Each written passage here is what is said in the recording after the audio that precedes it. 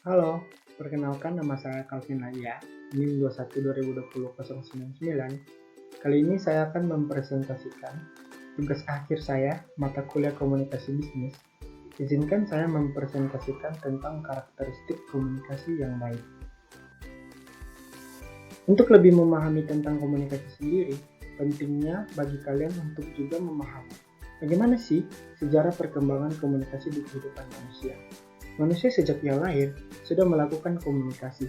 Aktivitas komunikasi dalam kehidupan manusia pun sudah dapat dikenal sejak zaman dahulu kala.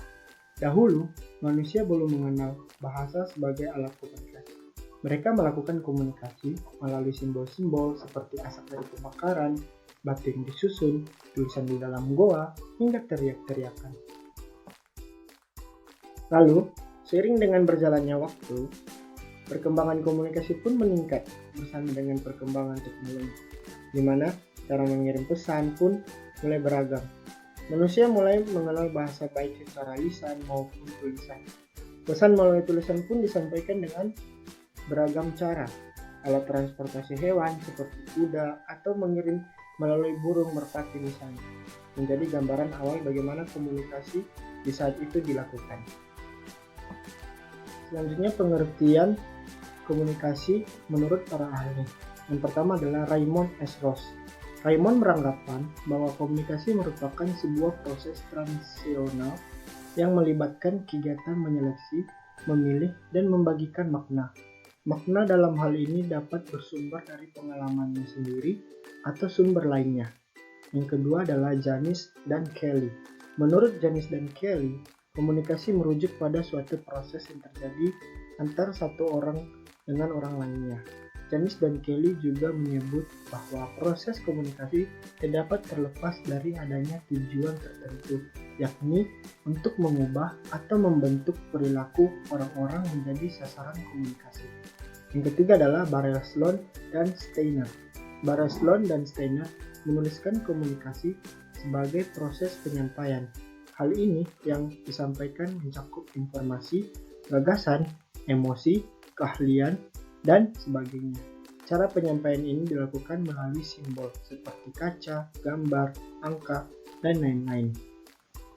Pandangan dari beberapa ahli mengenai pengertian komunikasi ini boleh beragam, tetapi secara umum kalian dapat memahami komunikasi sebagai proses penyampaian pesan melalui saluran tertentu yang dilakukan dengan tujuan tertentu.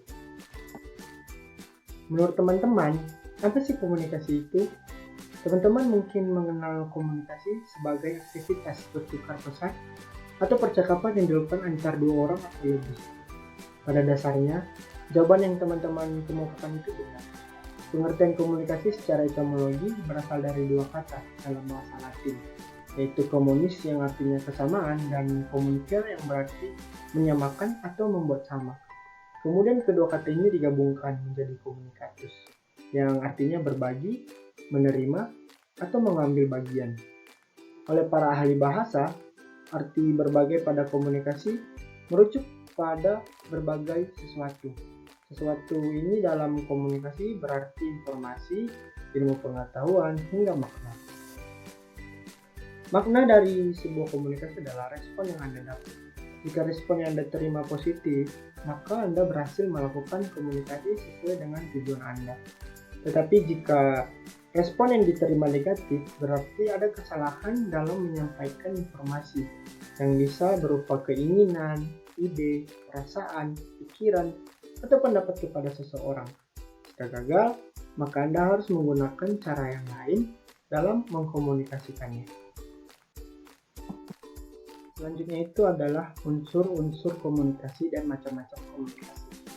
Nah, dalam memahami komunikasi, kalian juga harus mengetahui adanya unsur-unsur penting dalam proses komunikasi itu sendiri. Yang pertama adalah sumber. Sumber bisa disebut juga sebagai pengirim pesan atau komunikator. Sumber diartikan sebagai pihak pembuat atau pengirim informasi yang akan disampaikan. Kedua adalah pesan. Pesan merujuk pada sesuatu yang disampaikan. Pesan dapat berupa informasi, pengetahuan, nasihat, dan lain sebagainya. Ketiga itu media. Media adalah perantara, alat, atau saluran di mana pesan tersampaikan. Contohnya media cetak seperti koran, majalah, buku, dan sebagainya. Juga media elektronik seperti televisi, radio, film, dan sebagainya. Keempat adalah penerima. Penerima biasa disebut juga sebagai komunikan atau khalayak, merupakan pihak yang menjadi sasaran pesan yang dikirimkan oleh sumber. Yang kelima adalah efek. Efek adalah menuju pada pengaruh sebagai dampak atau perbedaan yang terjadi dalam hal tindakan, pikiran, atau perasaan si penerima sebelum dan sesudah penerima pesan. Selanjutnya itu adalah macam-macam komunikasi. Terdapat beberapa level atau tingkatan dalam komunikasi. Tingkatan ini meliputi ruang lingkup permasalahan, kenyataan, dan teorinya masing-masing. Level atau tingkatan dalam komunikasi tersebut diantaranya yaitu yang pertama, komunikasi intrapribadi. Biasa disebut juga sebagai self-communication, meliputi komunikasi dalam diri.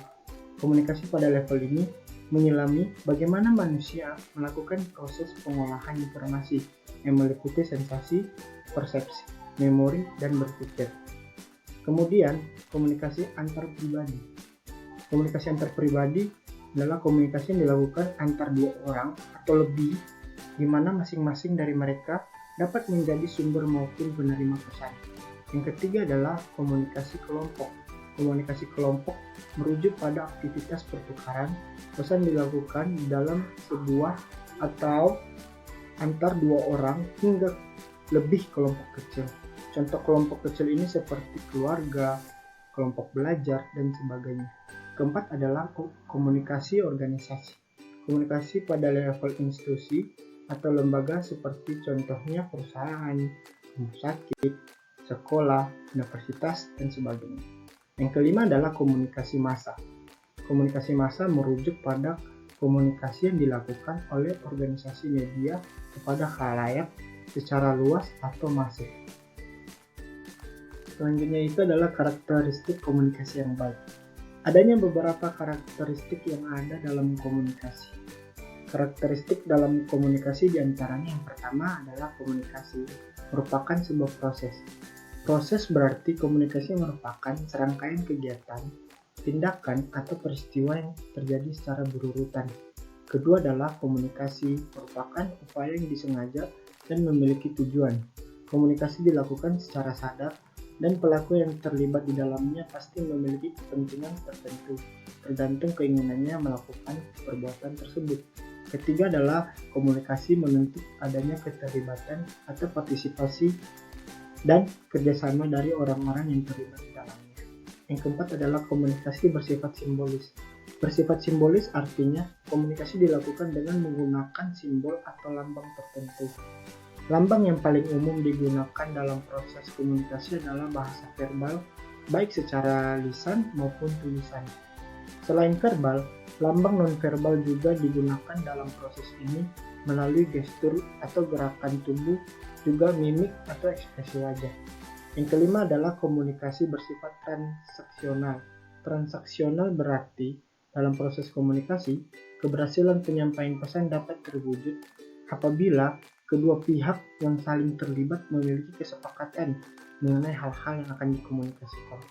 Yang keenam adalah komunikasi menembus ruang dan waktu.